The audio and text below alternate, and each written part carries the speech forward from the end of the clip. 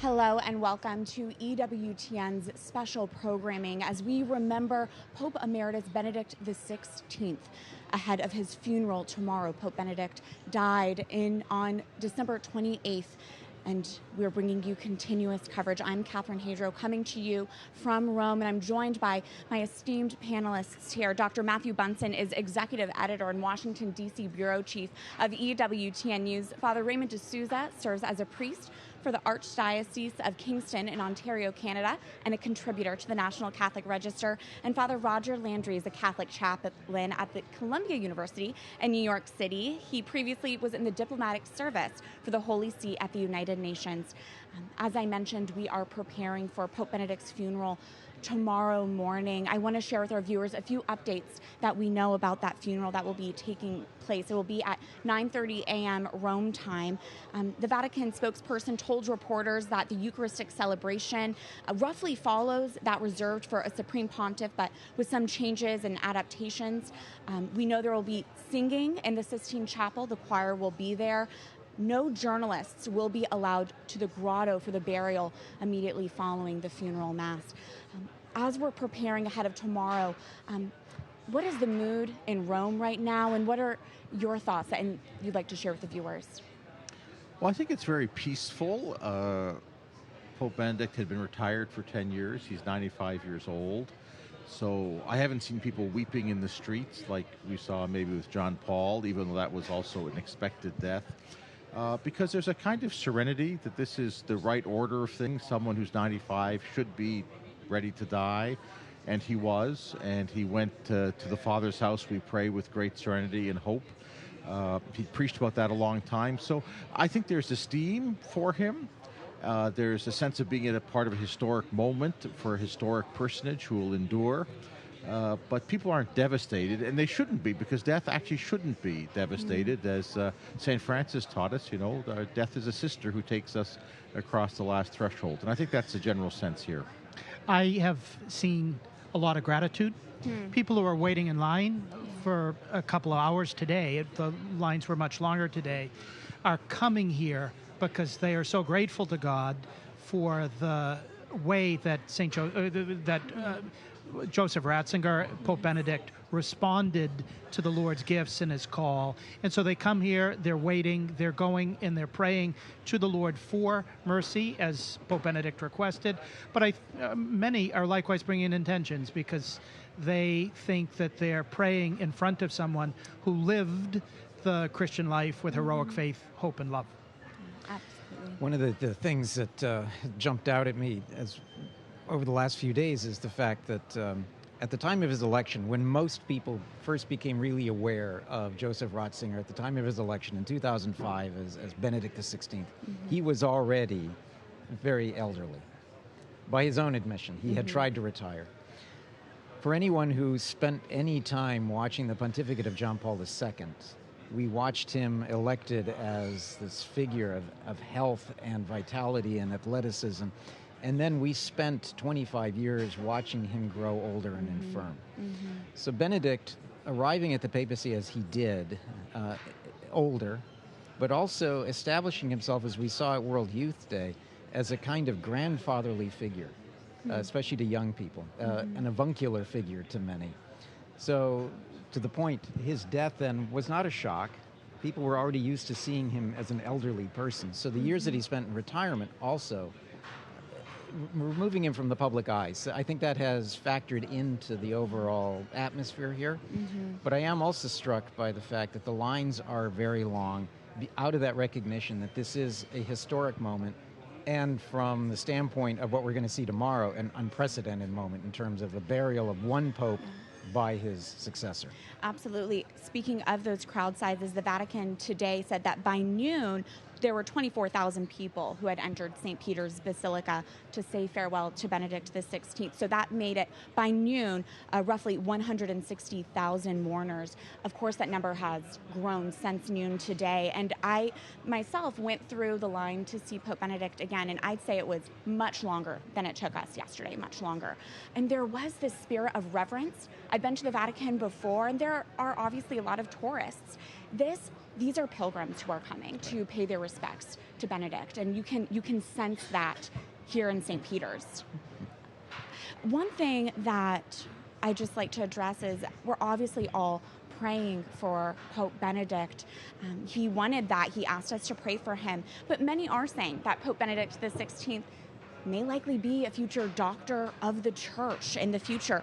So how do Catholics balance that and manage that where we're praying for him, but we have also seen the good fruit of his life? Well, I think patience is a virtue that the Catholics and the rest of the world have forgotten. He's not married yet. There's time for a canonization process and then a doctor of the church process. But we've got a bit, I think, too accustomed to saints being made very quickly. And I actually don't like the discussion of it. I understand why people talk about it, but there's a time for everything. And, the man should be buried before we discuss what we're going to do 10, 15 years down the road. And also because death has its own meaning. And to see a body laid out slowly, deteriorating out in the open air for 3 days is actually something very few people see anymore, because we want to clean it up and sanitize it and get away from it. And part of that eagerness to go on to the next stage, I think, is because we're not that comfortable with just, there's a dead man and we're going to bury him. And I think, not to be a critic of those who I think with goodwill are anticipating the future, but let's bury the man first and then we can worry about other things. Yeah.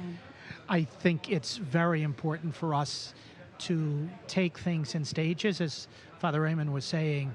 And this stage is one that Pope Benedict himself, prior to the papacy, wrote about, the meaning of Christian death, something that St. James the Apostle wrote about. And he tells us, pray for people in this circumstance. And if they don't need the prayers, your prayers will return to you. So it's beneficial one way or the other. And so we're going to be praying, Catherine. Yeah, absolutely. One thing, and the question, you're right, has been raised about a future doctor of the church. We saw, all of us, at the funeral of John Paul II, Santo Subito. The expectation reminded me of when Gregory I the Great died. It seemed as though the only job for his successor, Pope Sabinian, was to declare him a saint immediately. After that, no one really cared. That's what we were all thinking, Matthew. Yes. Saint Sabinian. Saint Sabinian. Yeah. Father Roger and I were just here for Pope John Paul's funeral. Very few of our EWTN colleagues were here for Gregory the Great, so nice to have Dr. Bunsen on. I'm sorry to have missed it personally. But there is this sense with John Paul II, there was a sense that we all knew we wanted him to be a saint immediately. Hopefully someday he'll be a doctor of the And we church. may know that also about Joseph Ratzinger Benedict, but I think we're just an impatient generation, an impatient world, and the church can also learn a little bit of patience. But there's also the question, and an interesting one, that in this modern history of the papacy, how many now are blesseds and saints? So we've had a pretty good run. Pope Francis made a joke while he and Benedict were still alive that they were next in line. And, who knows? Maybe he'll canonize himself before his own death. But that would be, I think, impatient. And so patience is what we need. And definitely a good reminder to keep those prayers up during this period of mourning, even if it is a joyful mourning, if you will. Hopeful mourning. Yes, hopeful mourning. We'll continue our special coverage right after this break.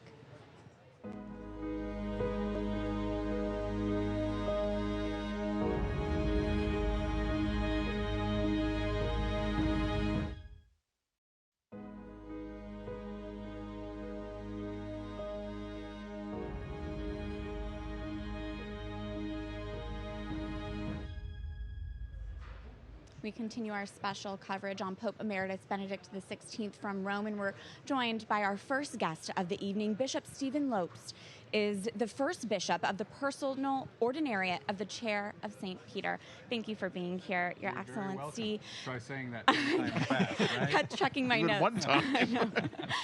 In 2005, you were named an official at the CDF. When was the first time you met Pope Benedict?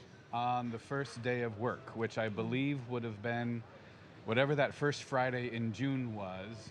Cardinal, then Archbishop Leveda had just arrived to assume his duties as the new prefect, and all of the staff of the congregation went up to celebrate Mass together with Pope Benedict up in the Pauline Chapel in the Apostolic Palace.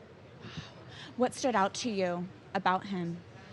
Well, when you think of a figure who has had such an impact on Catholic life and this towering intellectual, to meet him for the first time, sure, I certainly was a bit starstruck. But therefore, the most remarkable thing about that was just how kind he was, how inviting he was of conversation. This is a person who knew exactly how to be a pastor and go right to the heart of the person that was standing in front of him. So that is the thing that stands out, I think, the most. Bishop Lopes, when you were at the CDF, we think the CDF is doctrinal questions and sadly recently disciplinary cases, but you had a very unusual project there at the CDF with Cardinal Leveda to try and figure out a way to bring Anglicans into the church, and now you're the bishop of what we call the ordinariates. Right. So in a way, I call your flock the direct children of Pope Benedict, because he made it possible. In those years working on that project, what was your contact with Pope Benedict on that rather innovative ecumenical outreach? Sure. The reason that this work was at the Congregation for the Doctrine of the Faith is it built on an earlier project under Pope St. John Paul II, the Pastoral Provision, which made it possible for Anglican clergy who became Catholic to be ordained as Catholic priests, even if they were married men, and it made it possible to begin celebrating the Catholic Mass with some Anglican elements brought into it. What was different with Pope Benedict was the question had shifted. Now we had communities of the faithful, parishes, let's call them, who wanted to come into full communion with their pastors. And so this took actually several years of dialogues with Catholic bishops, Anglican bishops, with canon lawyers and theologians to try to figure out what could the structure be. To your particular question, Father Raymond, Pope Benedict XVI was extremely involved from the beginning because it was his ecumenical vision. This is a man who is fearless and creative. You know, nothing like the two-dimensional caricature of him of being somewhat reserved and doctrinaire. But part of that fearlessness was in searching for new ways to proclaim the gospel, searching for new ways that the church could continue her witness to unity and to truth. And the ordinariate is the fruit of that. If I had to summarize his insight, that kind of is at the very core of this project that is now my diocese, is that the unity of Catholic faith, if we profess the faith together, that fact alone allows for a great diversity in how that faith is lived, prayed, and celebrated. And that really is the ecumenical vision of what became his constitution, Anglicanorum Cetibus, which began these ordinariates, these non-territorial dioceses. We have approximately 40 parishes in North America in the including Canada. Including Canada, yes, indeed. Maybe Canada is a deanery of the ordinariate in North America. If I could maybe ask, on the liturgy, he was known as an expert, more traditional in his leanings, but he had a spirit of liturgical generosity. Yes, to certainly. The Anglicans, obviously, who came in, to people who liked the older forms of the Mass, we don't think of generosity as a principle of liturgy, right? But I think that was a principle that was important to him. Certainly. And how did you see that develop? It's a pastoral principle, isn't it? You know, when he was inviting these communities to step into the fullness of Catholic communion, part of that fearlessness, part of that generosity was to ask the question, well, how has their liturgical life brought them to this point? How has what they have prayed and how they have prayed brought them to the understanding of the church and the unity of the church that was worth doing this rather uncomfortable thing? And so that was then to be preserved, and not only preserved, he used very specific language in that constitution. Preserved for them, yes, but also as a treasure to be shared with the whole church. That there is something about this liturgy, whatever, you know, as you mentioned, these other examples, that brings something, some vitality to Catholic life that should be preserved and should be experienced by other Catholics. So it's generosity for others, quote unquote, but Right. we're now Catholics. Yes. But we benefit from that generosity We certainly ourselves, do. which makes sense. And that's that gifts language, as a given, treasure yeah. to be shared. Yeah. So that imaginative leap on the part of Pope Benedict. Right. Since the day that that has been established, since Ecclesiarum Cetibus, what have been the fruits? I mean, this was a desire on his part to have this happen. So what have you seen as an ordinary in this ordinariate? Well, one of the fruits is that he's actually a bishop. There we are. How about that? That was not foreseen at the beginning of this process. It was foreseen by someone. By someone. Well, no, these communities continue to grow. Right. These communities continue to evangelize and to, we just opened a high school in Houston, for example. You know, let's find the different ways that the patrimony of English Christianity, because that's really what we're talking about here, influences and shapes the way that we can hand on the faith to new generations. I have continually brought new communities into full communion with the Catholic Church. We've established 2 communities in the last year, and we'll probably establish at least 1 more, if not 2, in this new year 2023. So this thing continues to grow. This movement of the Holy Spirit continues to bear fruit, and good fruit. You know, not just with a counter. You know, how many people are actually going to Mass in the ordinariate? Actually, quite a number in North America, and yet. I think the way that this English understanding of the centrality of the domestic church and different ways of approaching, therefore, the education of children and a sacramental worldview, and how all of these things get brought together in parish life in the ordinariate, brings something very fresh. Well, we can't mention English Catholicism and converts without talking about Cardinal Newman. Indeed. And Pope Benedict made an exception to his own rule to go and beatify Cardinal Newman in 2010 on that historic visit to Great Britain. Where do you see the impact of Newman on Benedict and his attitude towards Anglicans? Well, I think it was in the first of the Peter Seawald interviews that he did. He speaks to this, Benedict speaks to this quite directly, that I do believe that Newman was foundational for him in his understanding of the way that doctrine develops and its expression. So this understanding of unity of faith, diversity of expression that's at the heart of this pastoral ecumenical initiative ultimately traces back to the development of doctrine, which is not truth that changes, but truth, the expression of it, can take on different nuances and languages and things. How would you describe Pope Benedict's greatest strengths as a theologian? Oh, my word. Oh, my. Wow. He had many. He had so many strengths, but I think, certainly precision. I mean, he's an extremely careful writer. He chooses words very carefully. The other thing is, I'm going to keep using that word, fearlessness, the way that he engages other theologians. I mean, even if you take that 3-volume Jesus of Nazareth, right? He's always in conversation with other theologians, Jewish rabbis, Protestant theologians.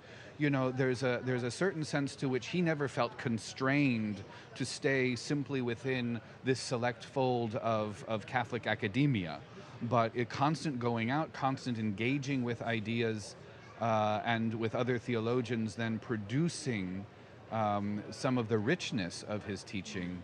I think that's really part of it. As the prefect for the Congregation of the Doctrine of the Faith for decades, the congregation has that negative aspect of defending and safeguarding the faith, but also the positive aspect of transforming and forming Catholics. Absolutely. The fruits, for example, the Catechism of the Catholic Church. You, coming in as you did, were kind of a son or an inheritor of those decades. What was that experience like in terms of walking into that structure that had been built by Ratzinger? By Cardinal Ratzinger. Well, remember, the actual job description of the congregation, now the Dicastery for the Doctrine of the Faith, was the promotion and preservation of the faith and morals of the Catholic world. So the promotion of the faith. And really, already when I got there, I found a group of individuals, theologians and canonists, absolutely committed to helping bishops and bishops' conferences and universities promote the faith, articulate the faith, and address the problems and the challenges of particular regions in the world. So that was part of it. I will mention a specific experience or nuance of Ratzinger life at the congregation. There was this practice at the congregation that they all attributed to him, that whenever a thing was being discussed and a decision had to be taken, and everyone sits around this very large horseshoe-shaped table, the most junior official spoke first. So, in other words, he had arranged it whereby, as the prefect, he heard everyone's comments, everyone's observations, before he could then begin to respond, to ask questions, or even to make a decision.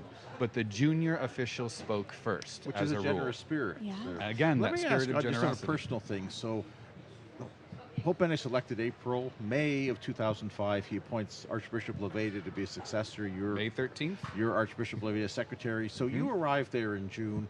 Did you think, my goodness, how are we supposed to follow Cardinal Joseph Ratzinger in this office? To be honest, there was just too much work to do to sit around and worry about such things. I mean, yes, of course, these things, come to your mind late at night. But honestly, when you got to the work in the morning and saw the stack of mail, you just get to work. And of course, Cardinal Leveda had a wonderful, warm relationship with Cardinal Ratzinger. Cardinal Leveda had been a member, a cardinal, or a bishop who participated in the work of the congregation for years. He himself had been, like me, that junior official, starting work in the congregation in the late 1970s through the early 80s. He was an official when Cardinal Ratzinger arrived as prefect. And so he had already this relationship there, which meant that when they met, and they met weekly, every Friday evening, they could have a very open and easy conversation. So it's not like we experience Cardinal Ratzinger somehow abandoned this work. He was still very, very much involved with it. Did he ever ask Cardinal Leveda for some theological clarifications on matters? There were some theological clarifications on matters in the papacy of Pope Benedict. This is something that we don't often remember, but I can think of at least two instances where something had to then be published in L'Osservatore Romano, because particularly in an interview given on an airplane during a pastoral visit, when you're on the fly, like we are, you say something dumb and you think about it the next morning and, well, wait a minute, let me rephrase. We are so grateful for your insight and helping us to get to know Pope Benedict XVI more as well. Bishop Stephen Lopes, thank you so much for being with us. Thank you. Thank you. Thanks for coming. Thank you. Thank you. And we'll continue our special coverage right after this break.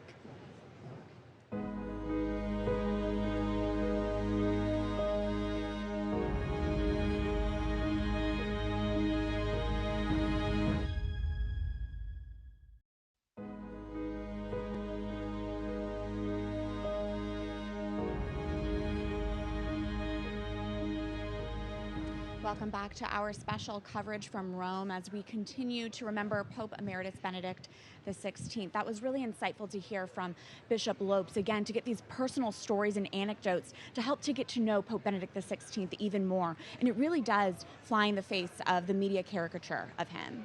Well, also, not about Pope Benedict so much, but there are all the Catholics in Bishop Lopes' flock are that they're living a reality that didn't exist except for Pope Benedict. So we talk a lot about what the popes teach and what how they maybe have an impact on world events, but every pope has a concrete impact on a lot of individual lives. Yes. And this happens to be a very sort of visible one, that this entire phenomenon exists. And without Pope Benedict, it wouldn't have. So. And the church is richer for it, as Bishop Lopes was saying, that the treasury that we use with the new rite is so important to purify the church's liturgical posture. Many who are attracted to the traditional Latin Mass look to the ordinariate as a place in which many of the traditions that they hold dear are still very, very much alive in the church. And so that's part of Pope Benedict's genius. One thing that I really appreciated about our conversation with Bishop Lopes, and it's something that we don't often appreciate, the decades that he spent as prefect of the Congregation of the Doctrine of the Faith, the sheer amount of work that had to have been accomplished. I know that John Paul II initially offered him the role of prefect for the Congregation for Education, and he declined. Coming in as the head of the CDF, in what was a very difficult time. We had the whole discussion about the implementation properly of the Second Vatican Council, the Catechism, and everything else. Just the amount of work that all of that entailed, the daily grind, was truly extraordinary.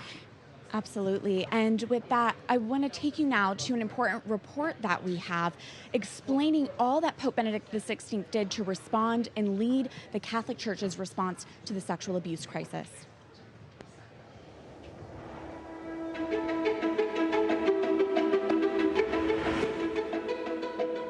In January 2002, American Catholicism faced one of the worst institutional and spiritual crises in history.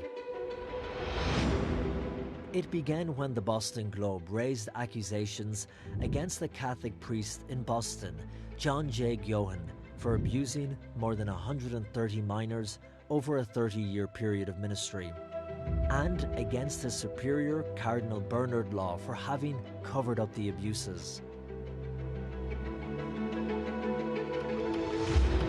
In Rome, as the American scandal blew up, the Congregation for the Doctrine of the Faith and its prefect, Cardinal Joseph Ratzinger, directly confronted it. In fact, Ratzinger had already been working against abuses in the church for years. After the sexual revolution of 1968, society had been changing. Good and evil had become relative, and some church environments were not able to escape the influence of this crisis. Sociologists are quite suspicious of monocausal explanations, but surely one cause was the 60s, the relaxation of sexual mores, more or less in all milieus, and the idea that sexual experiments were something good and new and modern and brave and to be encouraged. As reports of abuse of minors by clergy increased in the 1980s, it was Cardinal Ratzinger who worked to develop adequate instruments to combat these crimes justly and quickly. In 1988, he requested a change to the Church's Code of Canon Law to speed up and simplify the legal process for suspected cases of abuse. His objective was to protect victims, ensure justice, and sanction predators. Then the prefect of the CDF, Cardinal Ratzinger, addressed the Pontifical Council for Legislative Texts. At that time, the prefect was the Venezuelan Cardinal Castillo Laura, pointing out that he found more and more frequently that the resignation from the clerical state was requested as a grace, as a gift, when what was needed was punishment, a process. Punishment because these priests had committed criminal behavior. Y castigar porque habían cometido conductas criminales. In his 24 years as head of the congregation, Cardinal Ratzinger had zero tolerance for priests or religious who committed abuse against minors. El Cardenal Ratzinger fue el primero. Cardinal Ratzinger was the first in the Roman Curia to say no. This cannot be treated as a matter of grace, but as a matter to be judged and punished, and appropriate measures to be taken. He was the first, and he was quite isolated in doing this. Fue el primero, era bastante aislado.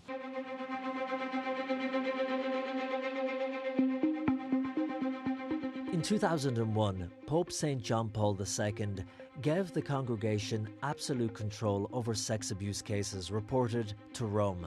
Cardinal Ratzinger then published a document, the Church's norms on handling the most serious of crimes.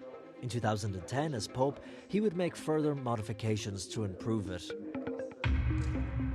In the final form of this document, bishops were legally bound to report all cases of suspected abuse by clerics in their diocese to the Congregation for the Doctrine of the Faith. The statute of limitations was extended from 10 to 20 years. Abuse of a person over 18 years of age who is developmentally disabled was added as a grave crime, and child pornography was also listed as a crime. In particular, one of the signal achievements would be those that were implemented in 2010. In May of 2010, Sacrum Sanctitatis Tutela was updated, and some new fields which we're still developing today. In particular, we think of child pornography. Added some new crimes to the definition of the delicts against the Sixth Commandment and the codes of canon law.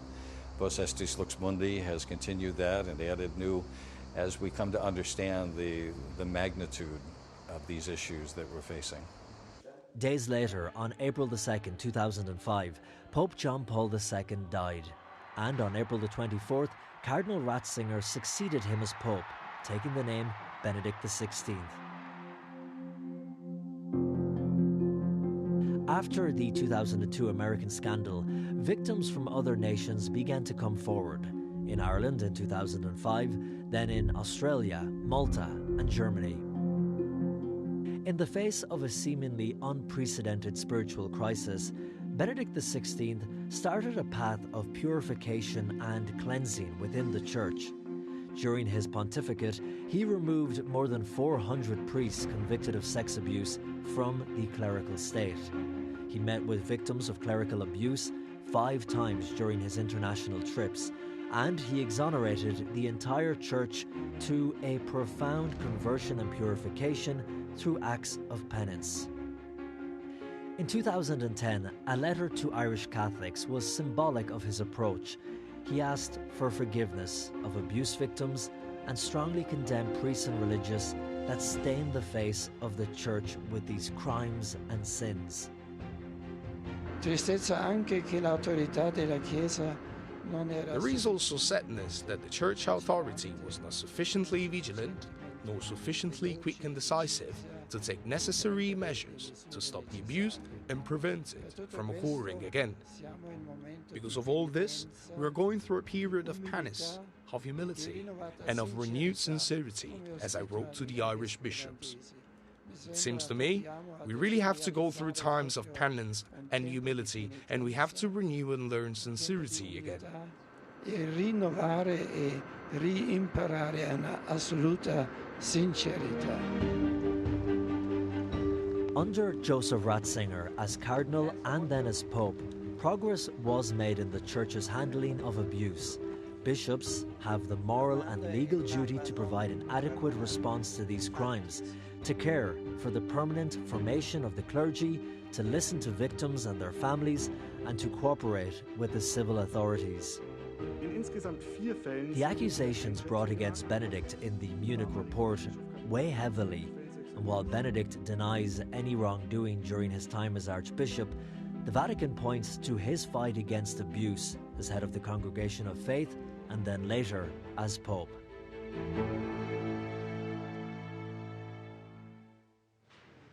It is so important to hear all the concrete ways that Benedict helped to cleanse the Church. We are grateful to be honored to be joined by our next guest now. Cardinal Sean O'Malley is the Archbishop of Boston. He is also the president of the Pontifical Commission for the Protection of Minors.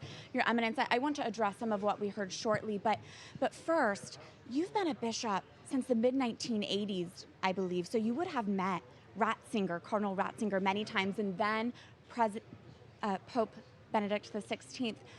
Tell us your thoughts right now as we are all mourning in gratitude. Well, it was a privilege to get to know him many decades ago. I became a bishop in 1984, and we always had a very close connection because of his being from Bavaria, and I belong to a Capuchin province that was founded by the Bavarian friars, and he's very close to our Capuchins there in Altating and the shrine to Our Lady of Altating and Brother Conrad, and so we always had different places that we could talk about, and he was certainly a man whose writings have inspired me. I think in 100 years people will be reading his writings in the breviary. He is one of the great theological minds in the church, and we're very blessed to have had him. Absolutely. Following that report that we just watched and all that Benedict did to help cleanse the church, as president of the Pontifical Commission for the Protection of Minors, can you describe all that Benedict did to get that work started?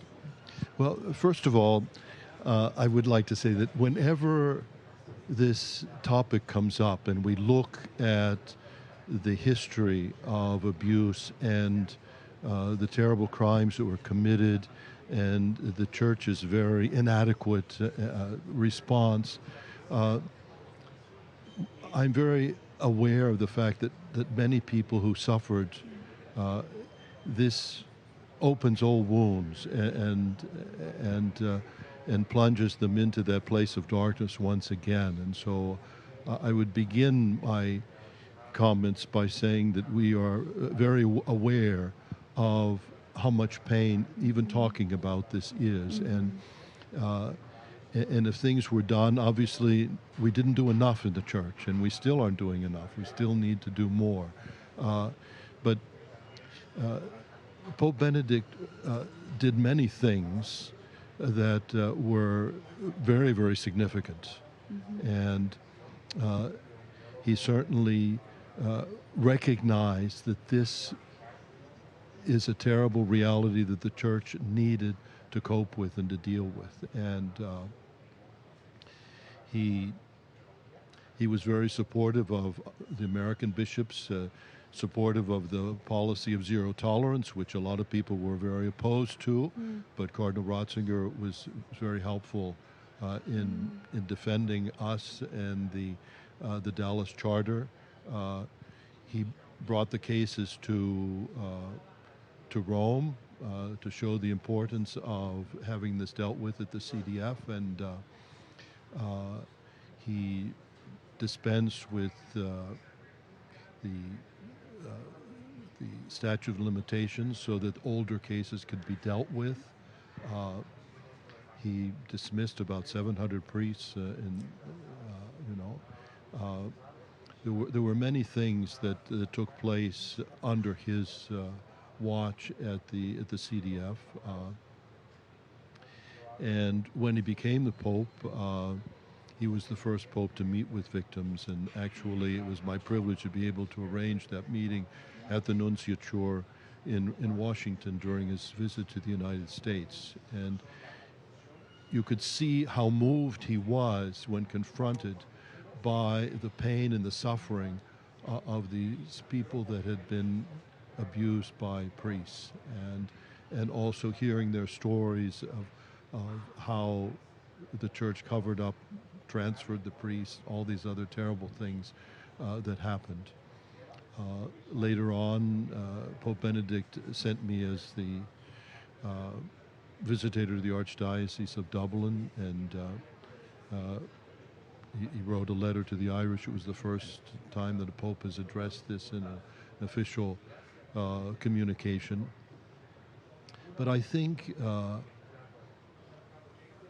that he himself recognized that the church was not doing enough, and I'm sure that weighed heavily upon him, and is one of the factors that led to his decision to step aside, and so he certainly began the process for the church, and prior to him there was not a recognition of the seriousness of this or the need of the church to respond, and he grappled with it and did many things that helped to begin the church's response. Eminence, he started a lot, and it's continued under Pope Francis. What are the big steps that you'd like to see moving ahead with regard for caring for those who have suffered these terrible crimes? Well, one of the things that Pope Benedict did was to ask all the bishops' conferences to develop policies, and Pope Francis brought together all of the heads of the bishops' conferences for a meeting here in Rome. And one of the things that came out of that, of course, was the Vos Estis, and our commission has now been given the responsibility of working with bishops' conferences, reviewing those policies that they have to make sure that, first of all, it's not just the canonical aspects of it, but the care for the victims, prevention, and also to monitor how the policies are being implemented. This is, of course, very, very important. And there are large areas of the world where we're only beginning to deal with this. A lot of people say, oh, this is an American problem, this is a European problem, and there's a lot of denial. But Pope Francis has been very, very good at calling the bishops to accept the responsibility and give the leadership that's needed in the face of sexual abuse all over the world. Thank you for sharing that. You briefly mentioned Pope Benedict's visit to the United States, and he had a message for Americans about freedom has to be won anew by every generation. Can you speak about that? What was Benedict's message to Americans, and what impact did he have on the United States? Well, I think, his presence there was very, very important for us, and particularly in this area of sexual abuse, it was a recognition of the importance of listening to the voices of those who have been harmed. One of the things that, in my own ministry has made such a difference is meeting with victims and survivors, listening to their stories, and it was my privilege to be able to arrange that for Pope Benedict as well as for Pope Francis. And when we have the annual, what we call Montessori for bishops, the new bishops that come in, I always try and make sure if I'm addressing them to have a survivor, a victim, come with me, and so that they can hear firsthand and understand the pain and the destruction that has been caused by this. And so often the new bishops will stop me afterwards and say, that was the most important topic of the week. And so many of them will say that the victim's testimony was the most powerful thing that we heard. And as I always tell them, when I became a bishop almost 40 years ago, we didn't have any Montessori for bishops, But maybe if we had heard victims speaking to us, the history of the church would be different today, And Your Eminence, one of the hallmarks of Pope Benedict's time as Pope was the new evangelization, and you've been a bishop for a very long time, as you've noted. Could you reflect a little bit on the new evangelization as Benedict saw it? Well, I think that he had such a wonderful way of communicating the faith. As people say, crowds came to see John Paul, and they came to hear Benedict, and he was such a wonderful preacher who could break open the Word of God and touch people's hearts. And I think that was an incredible contribution to the church, and certainly in my own life. We have a midnight mass for New Year's, and this year I used his writings to talk about the scriptures for that. He talks about, it begins with the blessing in Numbers, and may the Lord turn his face to you. And he talks about salvation history being the manifestation slowly of the face of God till it comes to fruition in Christ. And then he talks about the Blessed Mother. He says a baby, the first person that they see is the mother's face, and seeing that face gives them confidence and helps them to develop as human beings and to be able to relate to other people. He was so gifted and graced to be able to teach the gospel in a cogent way, in a way that touched people's hearts. And he was a good and a humble man, and his gifts will live on in the church. And one of the great gifts that he gave in February 2006, in the announcement of his first consistory, named the Archbishop of Boston a cardinal. Oh, don't hold that against him.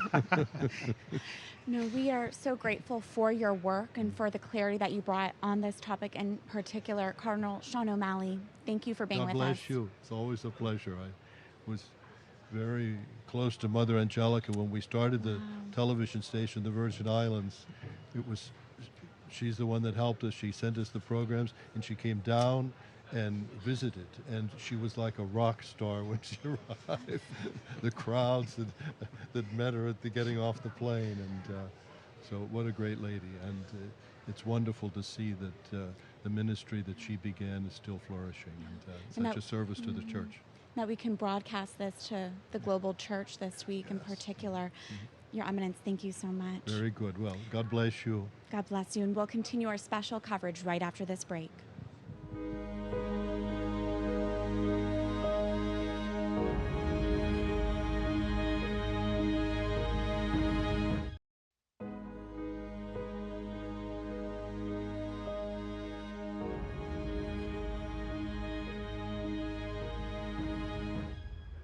Thank you for joining us again in Rome as we continue our special coverage remembering Pope Benedict XVI ahead of his funeral tomorrow morning. We just heard from Cardinal Sean O'Malley, really powerful and moving the insight he had to share about Benedict. Cardinal O'Malley's whole life has been part of the balm that Mother Church wants to give to those who have been so wounded. I am honored that he ordained me a priest, and for the Diocese of Fall River, Massachusetts, which was his second diocese. But I remember when he used to convene the young priests for monthly meetings with him in his residence. It was the time of the Dallas Charter in 2002, and we were discussing the various proposals that were coming on up that the bishops themselves would vote on. And when he started to talk about those who had been hurt by abuse, he had to leave the room because he was crying so much. That's who he is, and I'm so happy that the Holy Spirit has led St. John Paul II, Pope Benedict, and Pope Francis to entrust the Church's outreach to a person with a heart as big as he has. Thank you for sharing that. It's obvious that he's bringing the voice of the survivors and the victims as well, and it's painful but necessary that we listen to them in response to that, the diabolical injustice and sin that is clerical sexual abuse. And again, so important to reinforce all that Benedict did to address that I think one of the things about Cardinal Sean's heart, he has a Franciscan heart. He wears a Franciscan habit, obviously. And, you know, we go back to that mandate given to St. Francis to repair my church. And we think sometimes repairing the church as a institution. Francis originally thought of the church as a building, but the church is actually those people who are wounded, the members of the church. Yes. And in that sense, I think Cardinal Sean is a great son of St. Francis, is that he's done a lot of repair work, if we might use that kind of awkward phrase, for souls who were in need of it. And has been sent into some of the most difficult situations pastorally and morally that we have seen in the last 50 years, certainly in American Catholicism, as we think of what happened in Boston. Yes. But I'm also impressed and so struck by his comments about the commitment of Joseph Ratzinger and then Pope Benedict XVI to solving this. As he said, enough hasn't been done. There's so much more to do, but I think it's helpful to always set that record straight. When Pope Benedict named him a cardinal, I think part of it was because of already 20 years worth by that point of fighting against this scourge in the church. And he lifted him to higher prominence and then gave him a greater mandate over the course of time. And I think that all flowed because Pope Benedict looked at the sexual abuse of minors not just as an issue that needed to be fixed, not just as a problem. He looked at it with holy anger, and he was ticked. Yeah. And so he really wanted to care for those who were out there, and he wanted to sort of turn the whole church around. One of the things that he did was he made sure that when priests were being dismissed from the clerical state because of this, they wouldn't be able to control the narrative. He didn't want them just out. He wanted the whole world to know that they were being punished as they were being kicked out, because this wasn't just a moral problem like priestly alcoholism, for example, but this was a crime against those that Jesus wanted his priests to die for rather than take advantage of.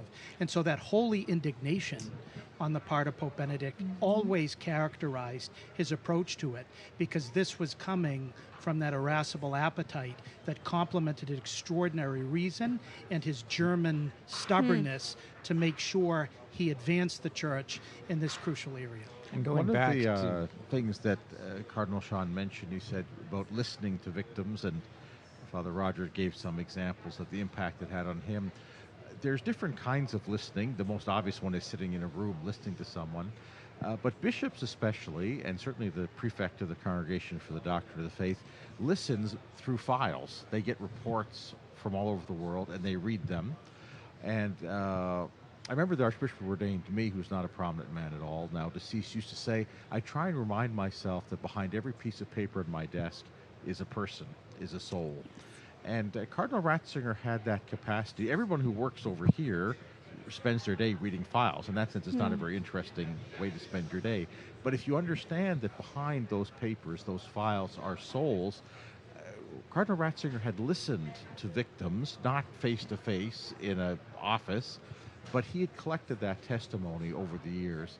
And so by the 1990s, when he resolved that something had to fundamentally change, it was based in part on listening to victim testimonies. Now, it's true that he met face-to-face with them as Pope in Washington, as Cardinal Sean mentioned, but there was something beyond that. And it's a good model for people who have, if you want to say, bureaucratic roles in the church, dealing with papers and files, that's a form of listening if you have the capacity to do so. And Pope Benedict was a good model for that, which is not an easy thing to do. And it's interesting to consider that in the 1997 book, Salt of the Earth, he talks about the abuse crisis. That's something that's largely forgotten, that this was already on his radar. And then that important role that he played as head of the CDF in shepherding the process from the American side of working with the American bishops to get the Dallas Charter, the essential norms, through what could often be a seriously slow process here in the Roman Curia. But he also fought very hard because the Congregation for the Doctrine of the Faith didn't have jurisdiction over these cases until he insisted that it be transferred from the Congregation of Clergy over to the Congregation of the Doctrine of the Faith. And then he reformed the laws, and then he made sure that the laws were being implemented. And then when he finally became Pope, he tightened the screws in those laws again and made sure that they were being used. And so he really is a hero of this. We can't say that he fixed every problem, as Cardinal Sean said, but he absolutely got an A+ for effort. And we're so grateful for that, because he started something in the purification of the church, of the filth that he knew existed, that the church has continued ever since, and the whole rest of our lives we need to cooperate with. Absolutely, to have that clarity on that. Yes, we were so grateful to hear from Cardinal O'Malley. We were also grateful earlier this morning to speak with the Supreme Knight of the Knights of Columbus, Patrick Kelly. We're going to take a look back now to hear his reflections on Pope Benedict. We are grateful to now be joined by Supreme Knight of the Knights of Columbus, Patrick Kelly. Patrick, thanks for being here during this historic week. First off, did you ever have the chance to meet Pope Benedict? I did. I did have the chance to meet Pope Benedict at a couple times right here in St. Peter's Square, just as many people. He was always in the square, so I met him in the square. But also, the Knights of Columbus sponsored conferences, and he was part of those conferences, so I was able to meet him on those occasions. What a privilege. And I understand that you consider Pope Benedict's 2005 encyclical Deus Caritas Est, or God is Love, to be really pivotal to the Knights of Columbus mission. Can you speak to that? Yeah, it really is, because he speaks of charity. You know, God is love, and he speaks of the responsibility of the individual Christian for charity. And he says, obviously, it's the responsibility of the church, but he says the individual Christian has a responsibility to take up charity, and he centers it in Jesus Christ and the person of Jesus Christ. And he says that is when you have, he says Christianity is not the result of an ethical choice, but it's an encounter with a person. And once you have that encounter with a person, it changes everything, and then it motivates you to have charity, to do charity, because that now that you have a heart that sees where love is needed. That's something we've been discussing throughout our coverage. Is it's so obvious that Benedict had that relationship with Christ, and that really shined through his work. Yeah, I think it really did, and love. Two of his encyclicals had love in their title, and it was the love of Jesus Christ that really motivated him in so many ways. The Knights of Columbus, Patrick, among its pillars, not only have charity, as you just mentioned, but also unity and fraternity. In his first homily as Pope, he talked about unity in the church, and then his entire life he talked about the beauty of Christian brotherhood. Could you talk about how the Knights of Columbus have been inspired by Pope Benedict's leadership on those two pillars too? Yeah, I think unity, really, in a way, he worked for that his whole life, unity in the church, both when he was head of the Congregation for the Doctrine of the Faith and as Pope. We as the Knights took a tremendous inspiration from that work because, as you say, unity is our second principle. But I think what we're seeing today here in Rome is maybe one of Pope Benedict's final gifts to us, the unity of the church coming together. I was able to be in St. Peter's Basilica yesterday. There are tens of thousands of people coming to see him, to pay their final respects, young people, in line for hours. And that unity in the church is so important. Jesus prayed for it the night he should have been worried about what was going to happen the following afternoon. Yeah. But so important was it that he asked the Lord 3 times for it. And yeah. Fraternity. The Knights of Columbus are known for the brotherhood that exists among the more than 2 million Knights across the globe. Could you speak a little bit about Pope Francis and how he sought to have us live a much deeper brotherhood? Yeah, I think that by centering everything on Jesus Christ, which is what so much of his life was devoted to, he did that. And when you have that relationship with Christ, you realize that fraternity, this brotherhood, is really a command, that we're called to do that.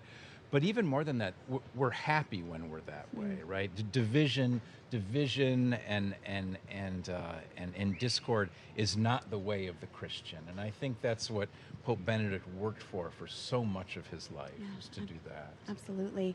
In 2008, during his pastoral visit to the United States, and was that the trip when he had his birthday in the United States? I think it was. Pope Benedict recognized the remarkable accomplishment of Blessed Michael McGivney, the founder of the Knights of Columbus. Can you speak more to that? Because I believe he was the one to approve his decree of heroic virtue. Yeah, he did. And right before his trip to the United States, he approved the decree of heroic virtue, which really opened up the path for the beatification of Father McGivney that we saw in the year 2020.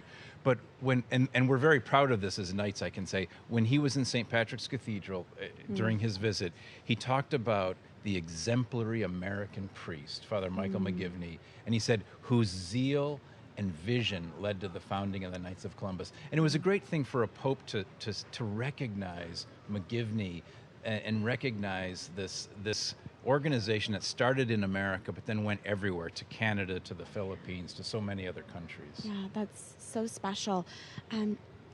Patrick, looking back at Pope Benedict's life and his pontificate, what really stands out to you the most? What are you reflecting on? I think for me it is his decision. The decision he made to resign the papacy was, I'm sure, such a difficult decision. But what struck me then, and what continues to strike me, is the fact that he did that with such interior freedom, right? To make that decision, that kind of freedom only comes from a deep prayer life and a deep relationship with Jesus Christ, because only Christ can give you that kind of freedom. And so I reflect on that all the time, and I think that's the kind of prayer life, spiritual life that we can all strive to. I don't think many of us aren't there, but I think it's something to really strive for. Yeah, it's a really beautiful reflection. Some have criticized Pope Benedict for that decision, saying that how can a father renounce his fatherhood as Holy Father? But one of the things Pope Benedict said was that when a father ages, he gives up some of the duties and the responsibilities of a father, but he never loses that duty to pray for his family, to be there for his family, even though he might not be able to do everything he was able to do as a younger man. As the world's largest Catholic organization for the formation of men and trying to help men become good dads, what have you learned from Pope Benedict's paternal dimension of the renunciation of his papacy? You know, I think the paternal dimension is something in the Knights we think about a lot, because we know in the Knights that if you get the man right, you'll get everything right. You'll get the family right. You'll get the church right. You'll get society right. So, and that paternal dimension, I think, with Pope Benedict, he continued, as you say, Father, he continued that, but he did it in a different way, through prayer and through encouragement and through support of the church. And he was still active in terms of correspondence. I mean, we in the Knights would occasionally inform Pope Emeritus Benedict about what we were doing. We would get beautiful letters from him. So he was always there, right? He was always there, but he did it in I think just the appropriate way for him. Yeah, absolutely, and that unique role that he had. 100 years from now, how do you think we will look back and the church will remember the life and legacy of Pope Benedict XVI? I think it will, his work for the church will blossom. I can't say this, but I think, you know, you look at the fathers of the church, I think he will be considered a father, really a father of the church, just because of his deep theological insights and because of the clarity with which he articulated those insights. That's one of the things that always struck me when you read Pope Benedict, you just come away with just, there's such a clarity there, and that clarity really is a gift, I think, of the Holy Spirit. Yeah, absolutely. He was such a professor and a teacher, and he seemed to have that love for teaching the faith to others. You know, Patrick, I'm just sitting here thinking about the enormous responsibility you have as Supreme Knight of the Knights of Columbus and that significant leadership role in the Catholic Church. And just as a Catholic leader, how do you want to model your leadership after Pope Benedict? How do you look to him as a fellow leader in the church, the leader? Yeah, that's a great question. I think when I look at Pope Benedict, I see a man who was gentle and kind, but decisive, right? He knew who he was, he knew what he had to do, and he did it in virtue. And I think that's the thing that I can take away, but I think all of us can take away that he was a man of decision, but also a man of virtue. He was always kind in how he did things, but he was not a pushover. And I think that's an important thing. That's really well said. And in 2008, when Pope Benedict came to the United States, the Knights of Columbus helped so much with the organization of that visit, logistically, and in the various places where Pope Benedict appeared. What do you think the aftermath is of the visit of Pope Benedict, who came to bring Christ our hope to our shores? Yeah, I think that we will continue to read his writings. I know that before he came, he took a retreat, and he spent several days just writing his talks for when he came to the United States. And when you read his talks that he gave, you see the richness there and the development and the thought. So he was such an integrated man, right? I mean, in many ways, he exemplified the cultured man of Europe. And this is one thing that I think that we can be proud in these days to be Catholics, because the Church raises up such men of the caliber of Pope Benedict, and that's something really, I think, we can just be proud. We can be sad for the death of Pope Benedict, but we can also be proud that we're members of a church that can do this. Yes, and his works will just continue to bear fruit for us to enjoy. His legacy will live on.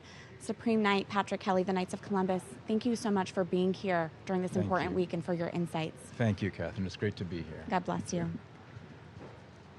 Again, that was obviously earlier this morning, speaking with the Supreme Knight of the Knights of Columbus, Patrick Kelly. Now it is the chilly evening in Rome. I think you can see our breath as we're speaking to each other.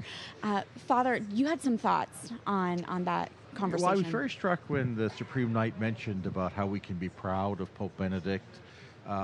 We had Cardinal Sean on talking about things we're not proud of, in fact, that we're ashamed of. And as Pope Benedict once said, the world likes to speak of our sin to us. Mm-hmm. And so there's a lot of that, and that's real. But it's also true that he makes us proud. You know, I really think, I wrote in a review of one of his books, that I think that Pope Benedict Ratzinger is the most learned man in the world. I think he really could make that claim. He was inducted into the Académie Française, which is one of the more prestigious scholarly organizations in the world. He may have been the most learned man in the world, and he was a priest. He chose that life, and he was proud of his Catholic faith. He lived that. And I think that's something that Patrick Kelly was wise to point out, is that we could look at a man like Pope Benedict, as we did to his predecessor, and say, isn't it astonishing that a man who could have done anything and been maybe the best in the world at it, chose to give his life to the Lord Jesus in the service of the church, and particularly in the priesthood. So I'm very glad that Patrick Kelly mentioned that, because we need people, not just the saints of history, but we need people in our own time who say, you know, I'm a Catholic like him, and that's a good thing. Yeah, absolutely. It seems that so many people who have met him have said to us, or I've read in various articles, that he was the smartest man that they knew. But again, so prayerful and had a relationship with the Lord as well. It's been such a joy to get to know Pope Benedict more this week. And we have another report for you viewers, so you too can get to know Joseph Ratzinger and then Cardinal Ratzinger and Pope Benedict XVI more as well.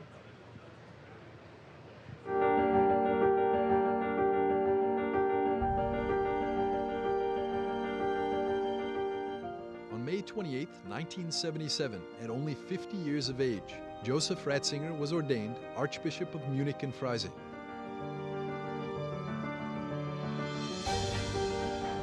One month later, Pope Paul VI made him a cardinal. This was how a new stage in his ministry started that would last the rest of his life.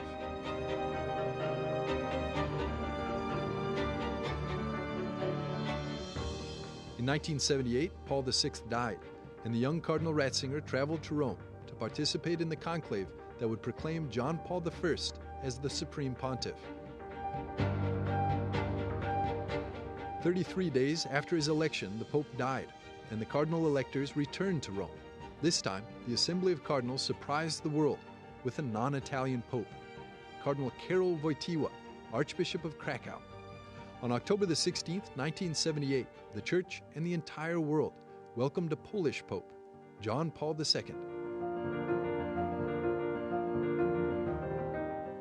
But the esteem and respect between the Archbishop of Krakow and the Archbishop of Munich and Freising had begun to grow much earlier.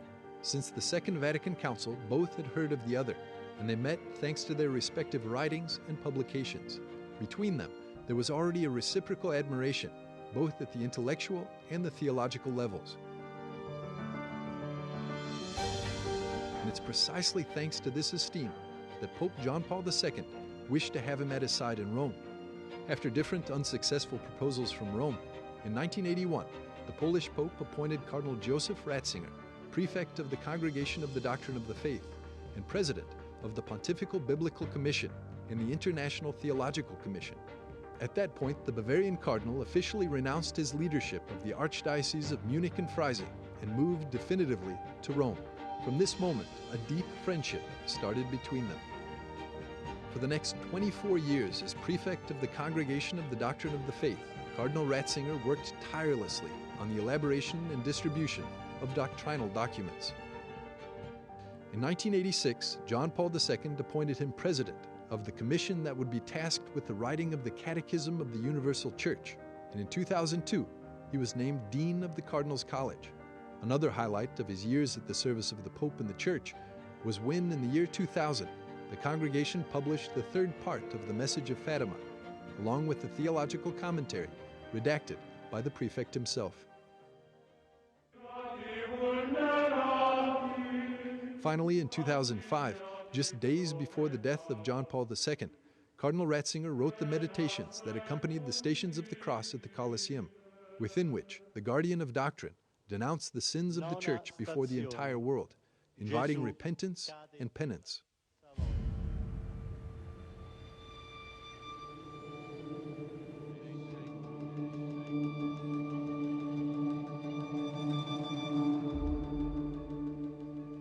Carissimi fratelli e sorelle, alle 21:37 il nostro amatissimo Santo Padre Giovanni Paolo II è tornato alla casa del Padre.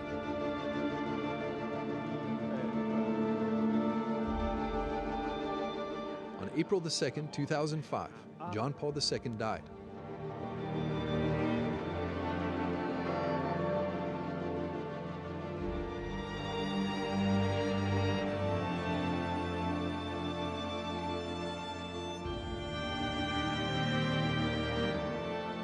During the funeral mass in St. Peter's Square, Cardinal Ratzinger, Dean of the Cardinals College, remembered his beloved predecessor with emotion.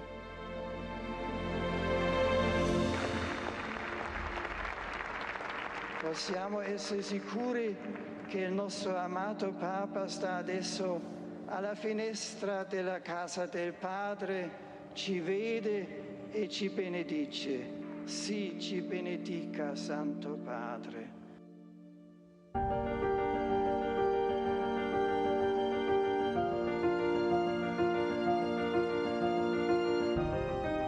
After a brief conclave, the cardinal electors chose as the successor of the Polish Pope his best friend.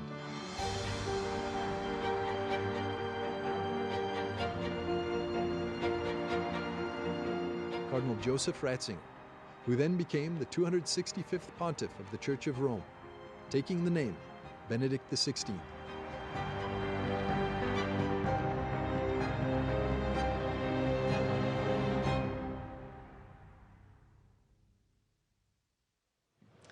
That was powerful to see those images of then Cardinal Ratzinger preside over the funeral mass of St. John Paul II tomorrow. His funeral mass right here in St. Peter's Square, presided over by Pope Francis. I remember that occasion. I was privileged to broadcast it, and the emotion of that moment of the funeral, and I was doing it for a secular television network in Canada, and the host, who wasn't Catholic, just said, "We're not going to talk," because the emotion was so great.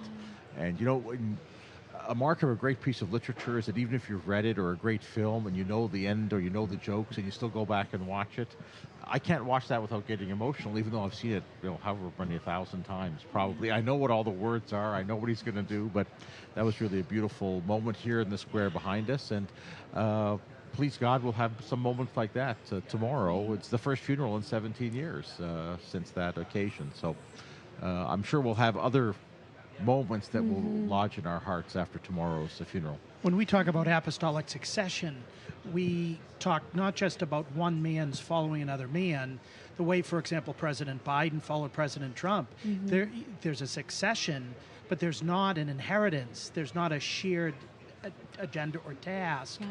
And we've been so fortunate to have the successor of John Paul II, Right. because he was the Dean of the College of Cardinals, celebrate his Mass. And he's not just a successor, but an heir of all, or he received that inheritance, and he developed it as a great treasure that he didn't bury in the ground. And, you know, the one thing that's going to be different about the funeral tomorrow is normally when there's a papal funeral, every Catholic in the world feels a little orphaned because our spiritual father has died. But tomorrow, our spiritual father is very much alive, Pope Francis, who likewise is the heir of what his 265 predecessors have bequeathed to the Church. And so we're going to see that in the liturgical rite tomorrow. We're going to hear it in what Pope Francis himself will proclaim. Yes. And yet we're going to have a Mass that has so many of the trappings of the funeral Mass of a Pope. He was Pope. And in that sense, we can look at the different things that are part of that. It's the funeral here. He will be here in St. Peter's Square. We will have the burial ultimately in the Vatican grottos. And yet, this is fundamentally different. This is unique in church history that we will have a sitting pontiff presiding over the funeral of his predecessor. Yes, absolutely. We're going to, one thing, I mean, one doesn't want to be lighthearted, but I wonder if in the ceremonial office they're trying to figure out how to get that book of the Gospels to sort of blow in the breeze, because that's one of the most powerful images of St. John Paul's funeral was that book of the Gospels. And of course, very dramatically, as his life ended, the book of the Gospels closed. And they've had 17 years to figure out how that can be done. We entrust it to the Holy Spirit, who blows where he will. And I'm not sure if that's that high on the list of things they're worrying about tonight. Well, I would not be surprised to try to figure out how did that happen, because that was a very powerful moment. He'll have his own moments. Mm-hmm. These past 3 days, mourners have been able to go through St. Peter's Basilica and pay their respects to Benedict. We know that as soon as St. Peter's closes today, they are going to close the casket of Benedict. Tomorrow they're going to bring out his body. In the morning time here in Rome, there will be prayers leading up to the funeral mass. And of course, we're going to have complete coverage of that. But it will be a more simple funeral mass. What are you expecting it to look like tomorrow? To be honest, I expect something fairly similar to what we saw with Pope St. John Paul II, the simple casket. And we can talk more about even the casket tomorrow. Yeah. With the book of the Gospels, with a candle, recognizing the simplicity of Pope Benedict, the humility, I should say, because this is a man who is far from simple, who requested a simple funeral. But then we have the beauty also, the simplicity in many ways of his death that we've been talking about now for several days. I think we're going to for sure have the noble simplicity of the Latin Rite. Mm-hmm. But at the same time, I'm expecting two things. First, we're going to pray tomorrow. Let us give thanks to the Lord our God. It is right to give him thanks, and it is our right and just. And then it's right and just, our duty and our salvation, always and everywhere, to give God thanks and praise. We do that likewise on the days of funerals. Mm-hmm. In St. Paul's words, St. Paul, who was here and shed his blood for the faith that we have here in Rome, said, rejoice always. Again, I say rejoice. And so I think in the midst of that noble simplicity, in the midst of the hopeful mourning that we do, we're going to have a lot of joy tomorrow, and we're likewise going to have great thanksgiving to God, to this man, Joseph Ratzinger, Pope Benedict, and then to the entire church praying in unison as the church does best. I will say, I felt the grace of those prayers in a really powerful way just walking here earlier today, to know how many prayers and graces there are. This is the funeral, to go all the way back to the when he was elected, this is the funeral of a humble worker in the vineyard of the Lord. We heard tonight from Bishop Lopes about the grind of the CDF, of the years of labor that he put in. This was a humble worker, but again, in the vineyard of the Lord, giving everything he had, all of his gifts to God. Father. One of the things that's important to remember at a papal funeral is that we're burying a pope. Mm-hmm. And that's why we're here, because they buried a pope here, St. Peter. Now we know with greater archaeological certitude that he was actually buried here. Pope Benedict is going to be laid to rest in the tomb that John Paul used temporarily, which is only 50 meters, not even, from where St. Peter lies. So in a certain sense, when we bury a pope, this enormous symbol of Catholicism around the world is because a pope was buried here. That's what this building is for, in a sense, but unlike the Great Pyramids, which were just great tombs, this is a living source of life. But it has its identity and mission as a place where we buried St. Peter. And we'll maybe have a chance to talk about it tomorrow in the coverage prior to the funeral mass. Mm-hmm. But out of the 265 popes who have died, 149 are buried inside as of tomorrow. Pope Benedict will be the 149th pope buried around the tomb of the first pope, the rock on whom Christ built his church. Who is found directly on an axis beneath the baldacchino. And beneath the high altar. This morning when I was able to pray before Pope Benedict's remains, it occurred to me where he's lying, he's looking upwards, which is a view that you don't usually get, because you don't lie down in the St. Peter's, but he's looking right up at that, tu es Petrus, you are Peter on this rock. Yeah. I just thought that vision was very moving, because when the Pope does prostrate himself alive, he's actually on the floor, and now he's turned over and he's looking kind of at the mission that defined his life. I found that very moving this morning. And isn't St. Peter buried underneath Not far him from directly. that, yeah. Right, Right under the papal altar yes, there. So. Yes. Where he was always said to have been buried. But now we know that for a fact. Right. There is something so unique about being Catholic and the fact that, I mean, in a way, yes, it'll be packed tomorrow. I never had the chance to meet Benedict, so most Catholics never got to meet Benedict, but it feels like you're going to a funeral of someone you know, and there's something really powerful and unique to the Catholic Church about that as well. And one of the powers of our funeral ritual is that the funeral, it has some papal touches, but it's very similar to the funeral of any bishop, any cardinal here. And if you've been to any Catholic funeral anywhere in the world, you'll recognize 95% of what happens tomorrow. The differences are very few, and in a certain sense, that shows that before the Lord, it doesn't matter, in a sense, where your station was in life, that you're a soul called from eternity to eternity. And if you've been to a Catholic funeral, you won't need us to explain what's going on. And the greatest mind prior to Pope Benedict that occupied the See of Peter, Pope St. Leo the Great, who was Pope from 440 to 461, whom the Church hears every Christmas morning in the Liturgy of the Hours, talked about the greatest dignity that we have, which is the dignity of being a little Christ, a Christian, literally.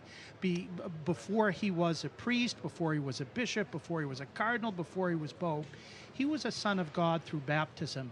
And the connection between our baptism and a funeral rite is so strong, and that happens and will happen in each of our funerals and every funeral that'll take place in 2023. We will see those elements tomorrow. This is a farewell to Benedict XVI, but it's also a farewell to Joseph Ratzinger. Yes, that's a great reminder, and I want to remind our viewers as we continue to remember Pope Benedict. His funeral is tomorrow morning. I encourage you to go to EWTN.com/Benedict. You can find all the details there, see the details of when that program will be airing in your region.